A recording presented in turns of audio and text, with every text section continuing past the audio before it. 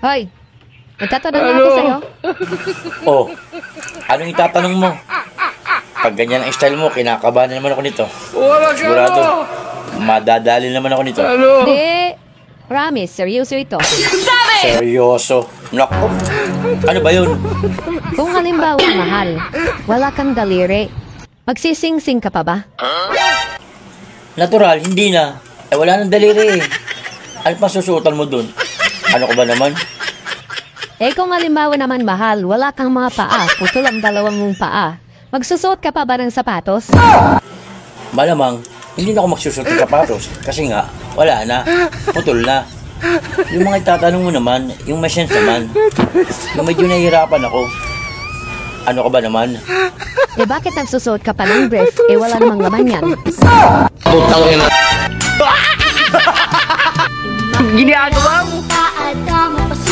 Sabi ko lang nga ba eh.